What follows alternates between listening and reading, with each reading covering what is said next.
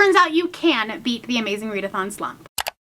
Hello everybody and welcome back to the channel. My name is Brianna and this is 4 Paws in a Book. I make bookish videos over here on my little corner of the internet, so if that's something you're interested in, make sure that you hit that subscribe button down below. Today I am going to be talking about the 20 books that I read in the month of July. 20, yes, 20. Somehow I did not manage to fall into a slump after the amazing Readathon. I think I might have for like a couple of days, but here's the trick. Just schedule a bunch of vlogs where you have to read the books. That works. I also think that I had one of my best reading months in terms of quality, finding a couple of books that may end up on my best books of the year. While my genre breakdown may not be quite as varied as it was in June, I still feel like I did a pretty good job spreading everything out with thrillers and horrors and romance, fantasy romance, even a little bit of regular fantasy in there too. If you're new to my wrap-ups, I will start by talking about some stats and some like fun little things. If you're not interested in that, I'll leave a timestamp down below and you can go skip straight to the books. I talk about the books in the rank order, so the book that I liked the least all the way up to the book that I liked the most, saving the best for last. And when I say the best, I mean the best. This book is in contention for my best book of the year, and it's not even close at this point. But before we get there, let's talk about some stats. Like I said, I read 20 books in the month of July. That was 6,671 pages. I had an average rating of 3.7, which is so good for me. Anything over a 3.5 I consider a win because I tend to rate things kind of low. But listen, I was in my 5-star era this month, and I'm living for it. In terms of how I read these books, I read 10 books via audio. I read 3 books via ebook. I didn't read a single book solely physically. I did have 7 books that were a mixture, so I did read some of it physically and some of it via audio, but from like front to back, cover to cover, I did not read a single book physically this month, which is an interesting statistic. I feel like I am reading less and less of it. Listen, I love my shelf trophies, but I was finding it really easy to just bring my Kindle with me. We were at the pool a lot this month, and so I didn't really want to bring like a physical book with me. So I would just download it on KU, even if I had the book physically, just so that I didn't like, you know, accidentally get it wet or it got sun bleached or anything like that. We gotta keep these things pristine. In terms of star rating, like I said, average 3.7. I didn't have any 1 or 1.5 star reads. I only had 1 2-star read, 0 2.5 star reads, 5 3-star reads, 4 3.5 star reads, 5 4-star reads, 0 4.5 star reads, and 4 5-star reads in 1 month. It's never happened before. It's never happened. I read 3 books in the contemporary genre, which is really high for me for a month. That was kind of accidental, honestly. I read 4 fantasy books and 2 fantasy romance books, 1 horror, 1 nonfiction, 6 romance, 1 sci-fi, and 2 thrillers. I also vlogged every single one of these books, so I will have them linked up above and down below when I talk about them. So I will have those vlogs linked up above and down below if you want to check out my like in-depth live thoughts. I did a lot of vlogs this month and I'm doing a lot of them in August as well. I'm finding that I'm really enjoying these like themed vlogs, so they will probably be staying around for a little bit. And every single one of these books were talked about in at least one vlog. All right, now here's what you were actually here for. Let's talk about the books. Now, I do not rate nonfiction books, so I'm going to start with the nonfiction that I read because it doesn't fit anywhere else. And that was The Year of Yes by Shonda Rhimes. This was the book that I read for the Can I Trust Nicole vlog, where we all read 3 books that Nicole had recommended to us. It's been a fun collab project that I've gotten to be a part of, and this was fine. Like it was fine. I don't think it did anything groundbreaking, and I think that if you have read even one other motivational type book, this is not going to be any type of new information. I didn't love the writing style of this. It tended to be like really jumpy and choppy, despite Shonda Rhimes having excellent writing taste when it comes to writing TV shows. Not so much when it came to the memoir, at least in, you know, my opinion. So if I was rating this, it'd be like a 2 or a 3-star, but I've kind of just made it a habit that I don't rate nonfiction on my channel, especially when it's something so personal. Like I don't want to be like, yes, your life deserves 2 stars. It's just easier not to. Next up was my 2-star read, and that was Stone Cold Alibi by W.B. Biggs. You can hear my in-depth thoughts about this book in my Spiffbo vlog. This book did not move on to the next round, but it is a kind of like a mystery paranormal book. I don't know, it's basically like if Supernatural and American Gods kind of had like a baby, and it was this book. This was a very short book. It was under 200 pages, and I think it actually could have really benefited from being a little bit longer. The author hit a lot of the high points of the story, but none of the bridges to get from point A to point B. And so we would just like, we would be here and then we would all of a sudden be over here. And as a reader, it was really hard to like catch my breath and like try to figure out what was going on because the author wasn't telling me what was going on. Moving on to my 3-star reads. The first one was Bandit Queens. This is a contemporary lit fic book. It kind of had a thriller-esque element to it, or like a mystery, I guess. This book just did not work for me. I think the book was too long. The first book was too short, this book is too long. I feel like the first kind of like 20 to 30% was really interesting. The setup was interesting, and then the book really, really slogged for like 150 pages. It's very slice of life, and so if you like those types of books, I think this really could work for you. It did work for several people in our collab because this was the group book that we all read, and it was very split on whether or not we loved it or not. I kind of felt like right in the middle. It wasn't a terrible book, and I can see what the author was trying to do with it.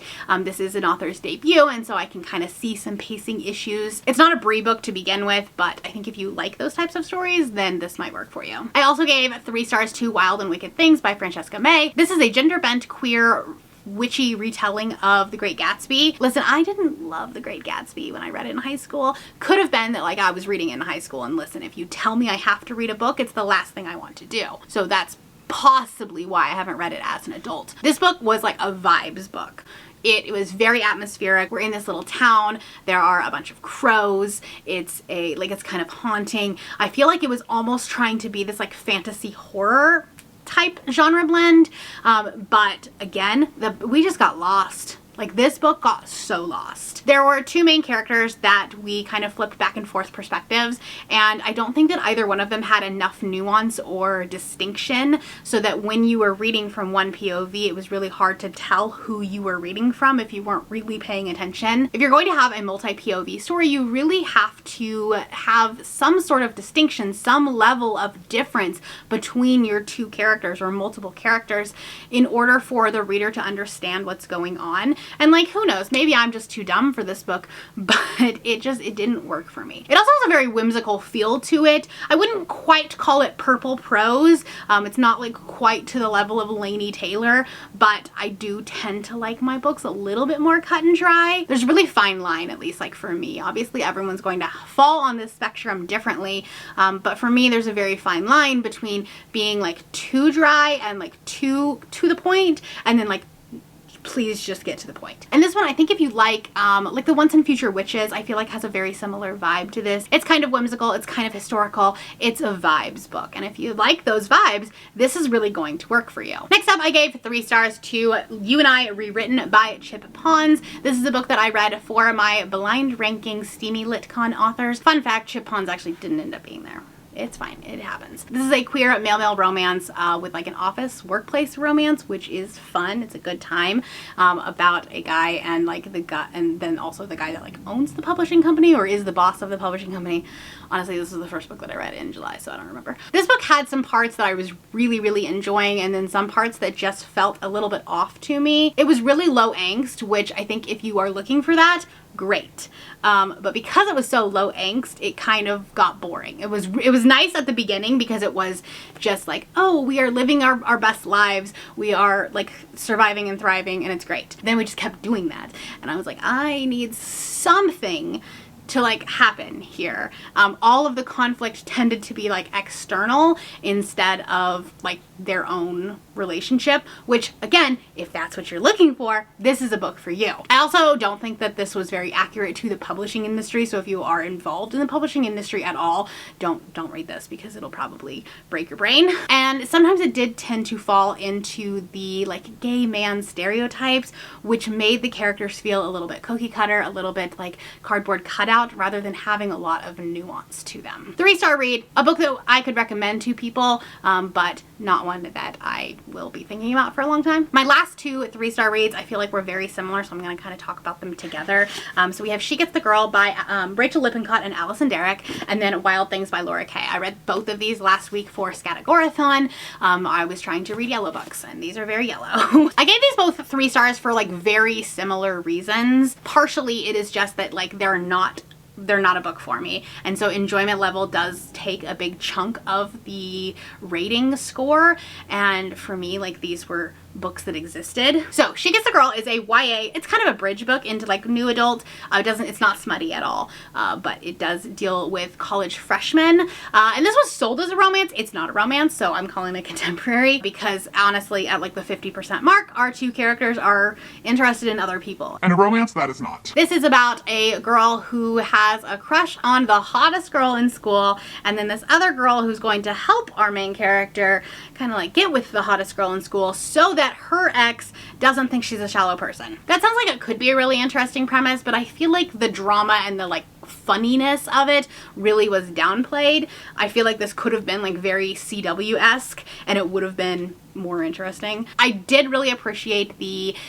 things that our characters are going through. One of our characters has a really strained familial relationship with her mother, who is an alcoholic, and she is basically trying to parent her parent. And that's something that, like, there are some college freshmen that do have to go through that. Whereas they would much rather just be a college freshman and get to experience that college lifestyle, they have to be an adult. So I really appreciate that that is something that is addressed in books that are, like, still considered YA. And I think that had I been 17, 18, 19, this probably really would have worked for me.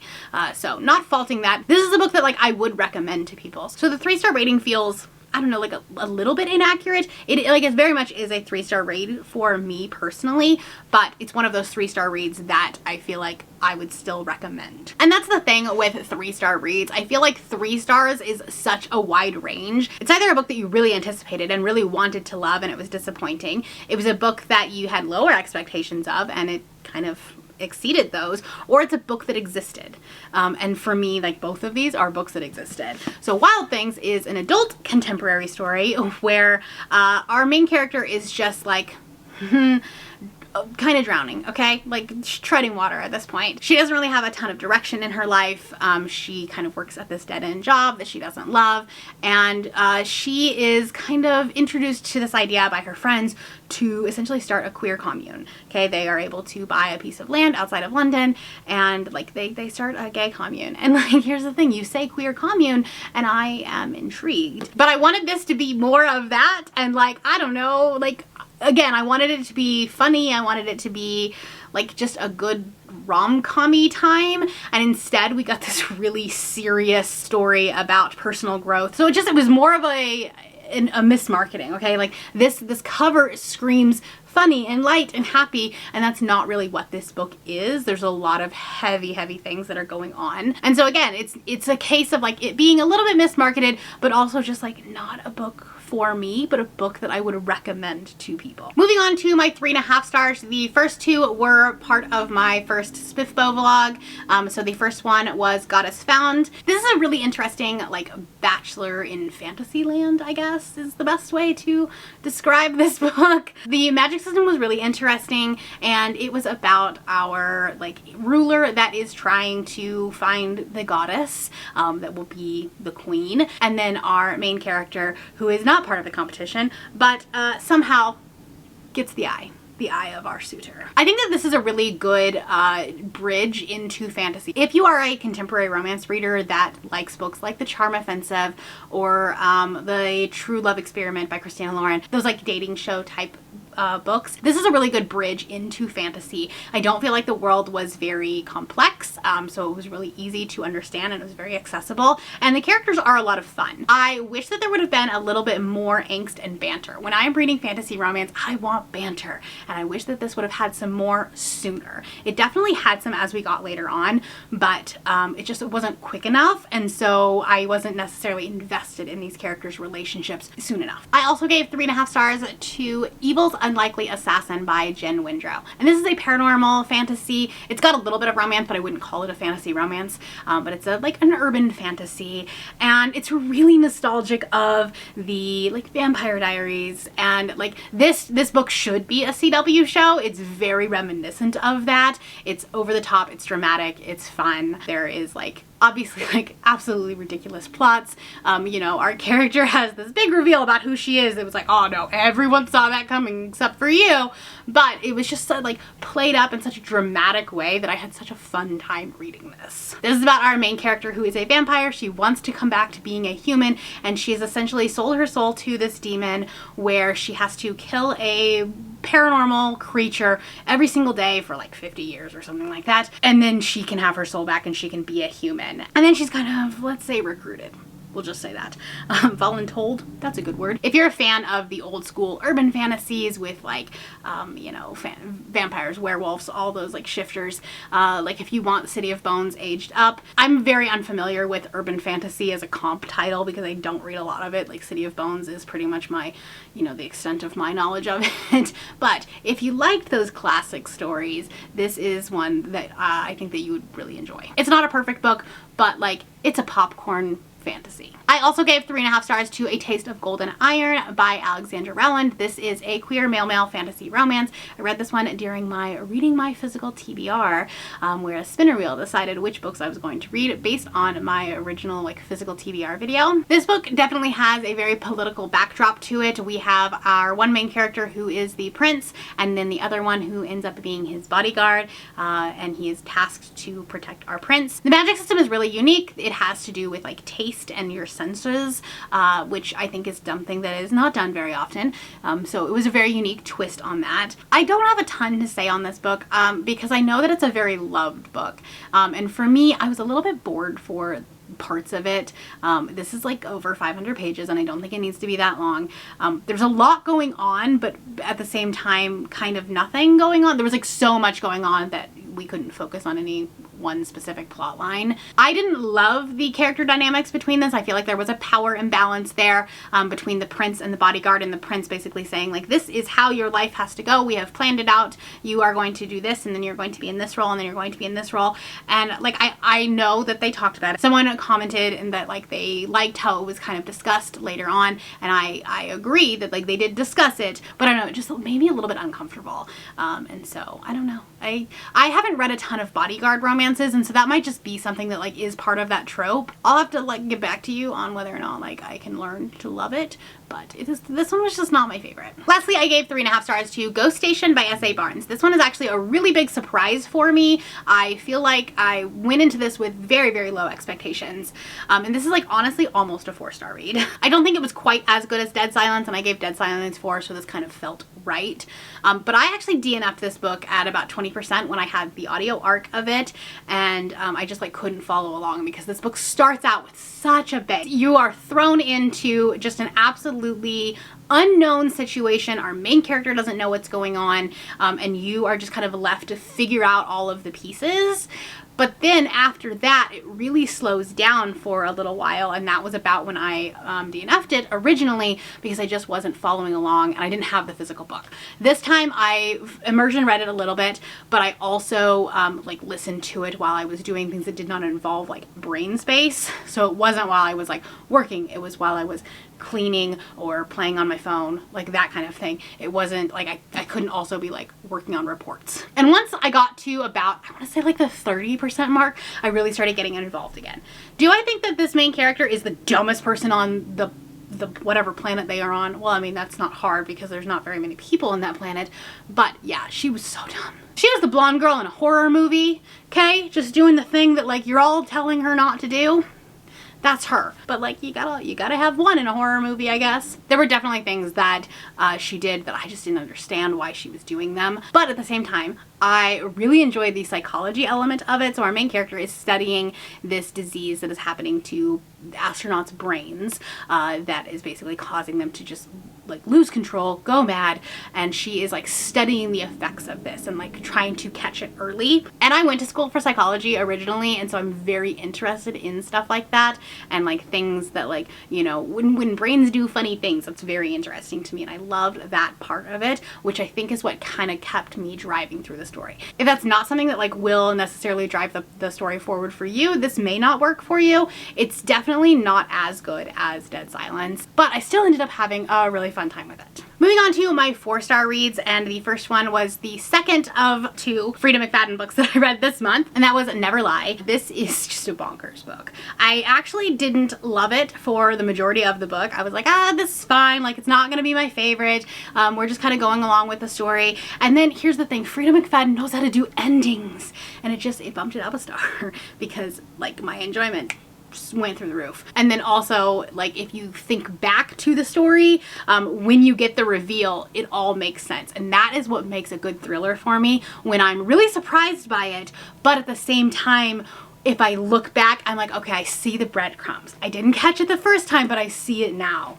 And I think Frida's really good at that. I think that Frida McFadden's books are really hit or miss for people, and some people really like her works and some people don't. I don't think that they are stunning literature. I don't think that they are doing anything groundbreaking in the thriller genre, because like she really relies on tropes and just out of the box endings, but it's such a good popcorn read. I read this in one evening while I was playing Sims. Like, I was just listening, having a good time, and I don't know, this was just such a fun book. This is about a couple who goes to stay at this house, and then she finds the secret room where the therapist that I guess had previously been there was like, or previously lived there, had like all these hidden recordings and notes about this like case that she was working on. We go back and forth between the therapist's point of view and the wife's point of view, and so for so long I was like, why are we talking about these two different characters? I didn't think that they had a ton of nuance at the very beginning, and I was really confused about who was talking in each like POV, because I was just listening to it audibly. But then again, when the reveal happened, when the two characters came together, you're like, and it was such a good, fun, like popcorn thriller. That's the thing. Frida is a popcorn thriller author. She's a great slump buster. You can read these books fast. They're short, they are quick, and they are like edge of your seat kind of fun. You just have to know how it's going to end, what's going to happen. Like, I stayed up until like 11:30 reading this book, partially because like I needed it for the vlog, but also it was just like, it was kind of bingeable. I will definitely read more Frida McFadden going forward. I have one of her books on my August TBR, and I've been kind of picking them up slowly when I see them on sale. So, because her covers are really cool. All right, camera overheated, so I had to let it sit for a minute. So, angle may have changed. I also gave 4 stars to Mr. Magic by Kirsten White. I had very low expectations going into this book because I hated Hyde. One of my worst books that I read the year that I read it. And so I was very, very hesitant to go into this. But I had heard some good things from people that I trust, people that had very similar reading taste to me, and so I was hopeful. And this one was religious trauma for sure. I did not realize that Kirsten White is ex-Mormon, and so this actually takes place in a little town in southern Utah, and it's very much a fundy like cult Mormon book. Our main character doesn't really remember what happened as a kid. I wish that we would have understood a little bit more why she didn't remember, rather than just kind of like trauma blocking it. But it's still made for like a really interesting way to do an unreliable narrator. I love the unreliable narrator trope, as long as the character is not an alcoholic or just drunk all the time. That's a boring, lazy way to do unreliable narrator, but this was a really interesting and unique way to do it. So this is about a woman who kind of meets up with these other kids that were supposedly in this TV show. She doesn't remember them. She doesn't remember what happened, but they were all together in this children's TV show, and they are all coming back to do a podcast, a reunion show, to kind of talk about their experiences. And she's also trying to find her mom in all of this.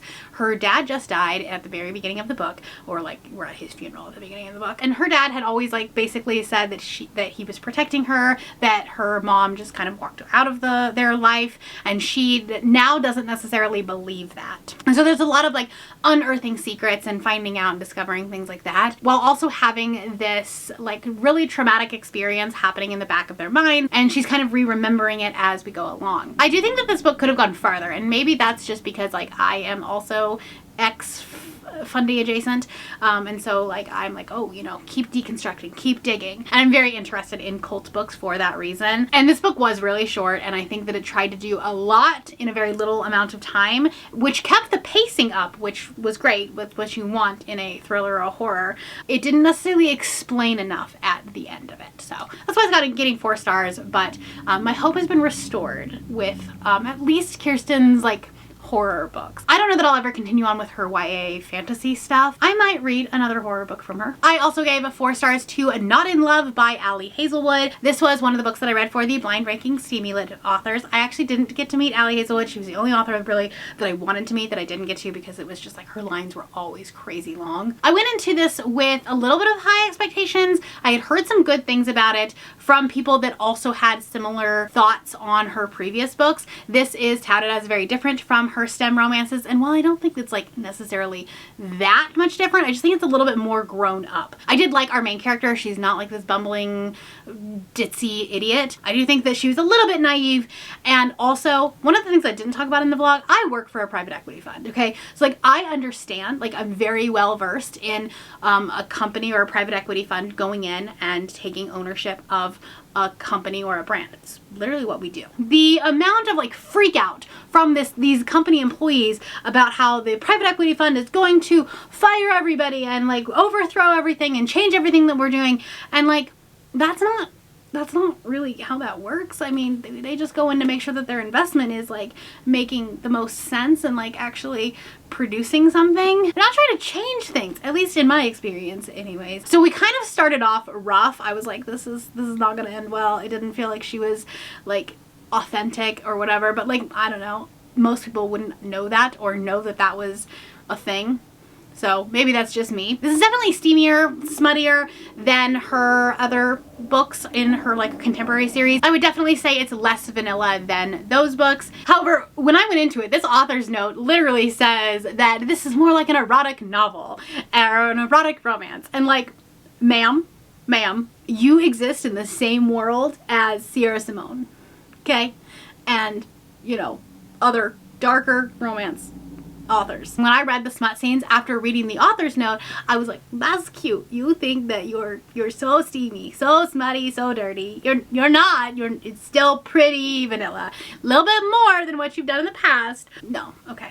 I do think that this is probably her best book, at least of the ones that I have read. I have not read Love Theoretically or her novellas, but of the ones that I read, this one is my favorite. I will recommend this to people for sure. Speaking of Sierra Simone, I gave 4 stars to Salt in the Wound. This is the prequel novella that comes before Salt Kiss. I actually read Salt Kiss before this one. The reviews were mixed, okay? Some people said to read that one first, some people said to read this one first. I was confused, so I didn't read this one first, but I see why. You should probably read this one first. This is like the start of the story with the husband and wife, and it's an arranged marriage where like her dad has basically said like, you have to marry this person, even though she wanted to go become a nun. It has a little bit of a similar concept to Sinner, but like a very different trope.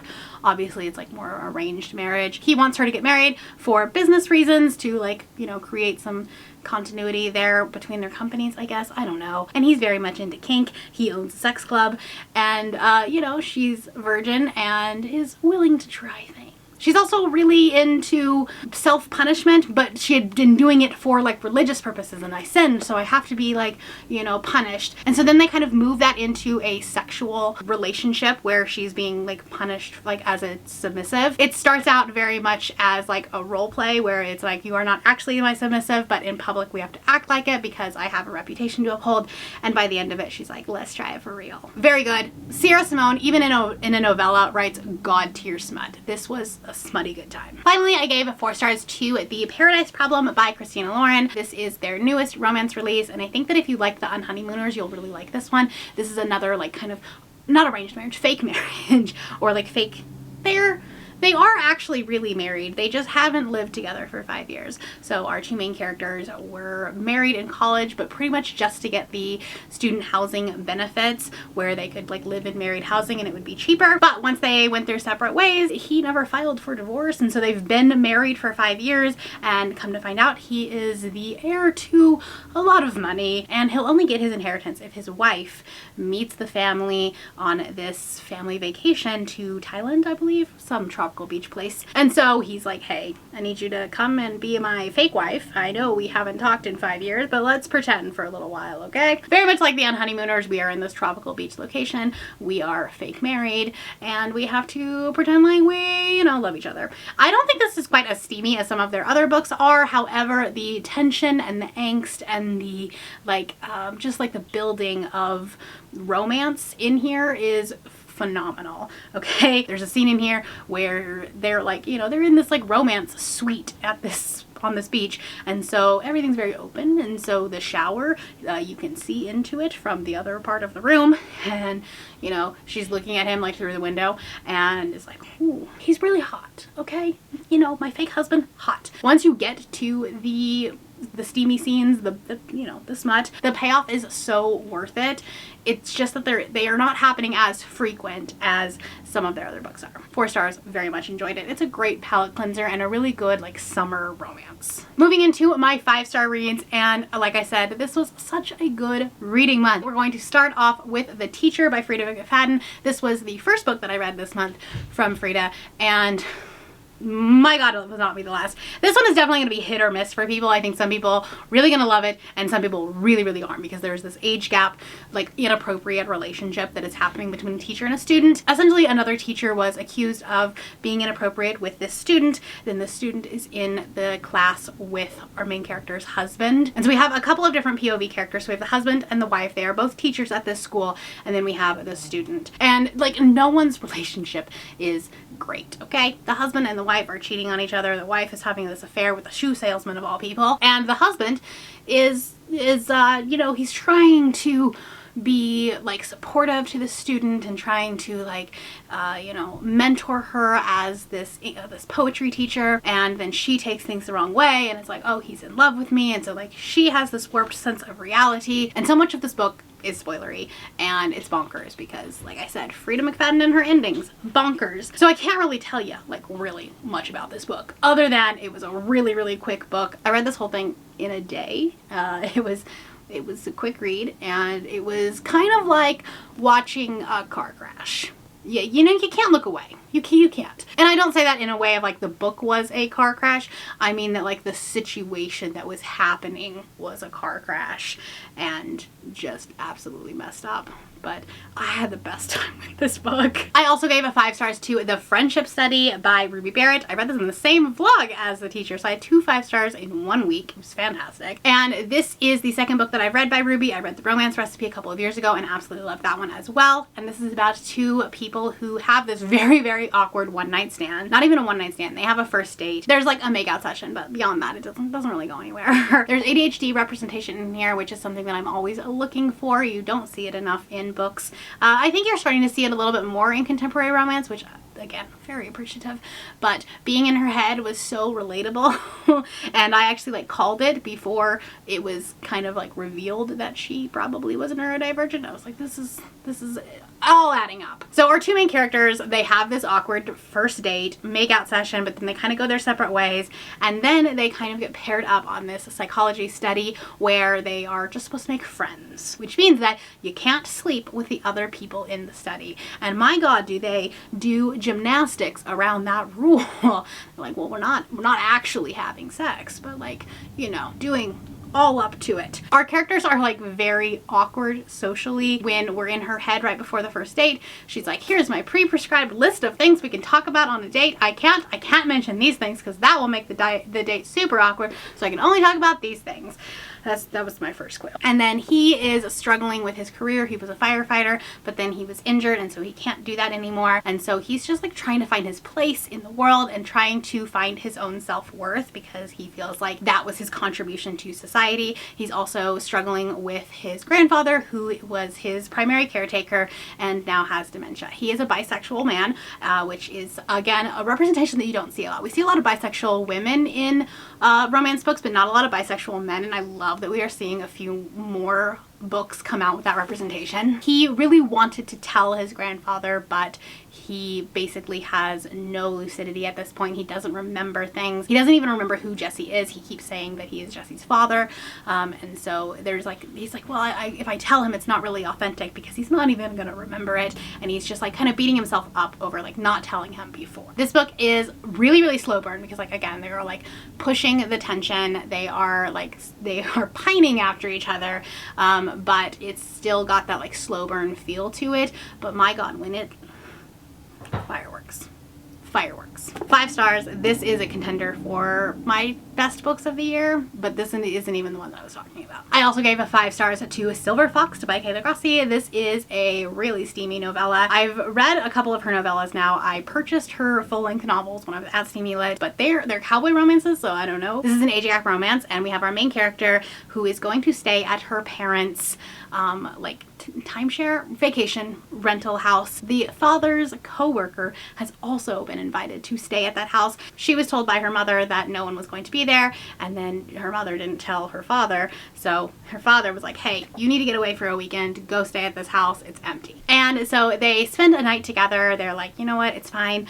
You know, he was gonna leave, and she's like, no, you can stay tonight, and then like we'll talk about it, you know, tomorrow, and we'll just do our own thing. Turns out they got real close real quick.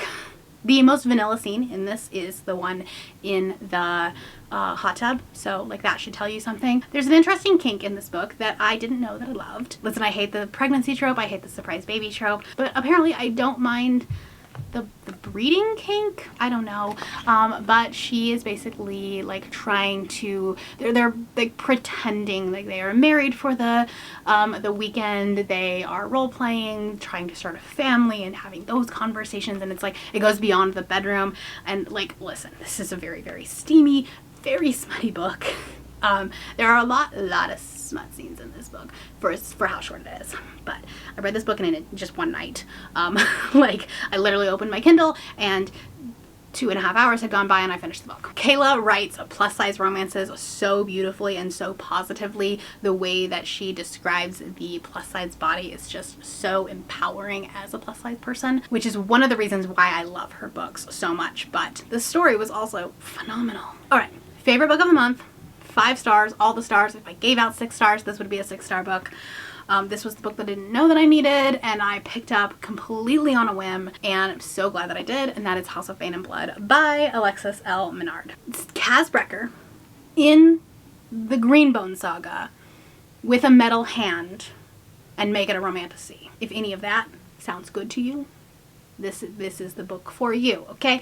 So we have our 2 groups of people. We have the people that have magic and the people that do not. Our female main character is part of that group that does not, and her family is in control of the railroad. Did I mention this is a steampunk book? So her family is in charge of the railroad, which means that they are in charge of trade. They have a lot of control in that world, but they are broke. So she is being essentially auctioned off to someone who is going to like pay a large dowry so that her family will be like well off set essentially. And then right before that happens, she was supposed to marry another non-magic person, but then Nico comes in, and Nico, our man with the metal hand, he comes in and he is part of the people that have magic, and he's like, I will pay this to marry you. And so there is definitely a mafia vibe to this, as they are on opposite sides of this brewing war, and the banter in this is perfection. Okay, it's perfection. He calls her princess. He is just so perfect. This book is so good. The smut, I think, is so well written. It's not crude or crass in any way, but it's very artistic. Listen, I need to read the second book immediately. It's happening in August. Like, if nothing else happens, that book is happening in August. I don't know that I've ever loved a steampunk book before, but this one like changed my mind about it. The world building is immaculate. The vibes are just so great. I do think that our main character is a little bit dumb, but I think that comes from her just being naive and not understanding the world outside of her little bubble. And so I think it was just like, you know, when she goes out into this world of magic, she is like introduced into so many different things. And so I didn't necessarily have a problem with her being really naive and like kind of saying some dumb things. I do hope that that kind of goes away in the second book. This book ends on a cliffhanger and they end up, I mean, they're just so head over heels. They are down bad for each other. This started out as an arrangement, as a business deal, as a transaction, but like by the end,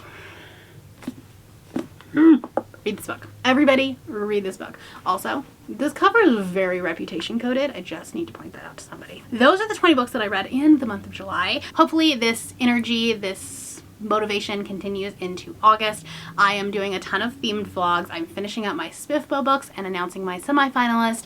I have vlogs that are dedicated for Readathon, and also Kerplunk did me dirty and I have 13 books on that TBR. If you have not watched that video, I will link it right here. Let me know a book that you loved in the month of July, and if you're new here and you have not yet subscribed, there's a little button you can do so down below the video. If you'd like to hang out with me more, the links to my Instagram, Goodreads, Twitter, and my Patreon are linked in the description below. Thank you for watching and I will see you next time. Bye!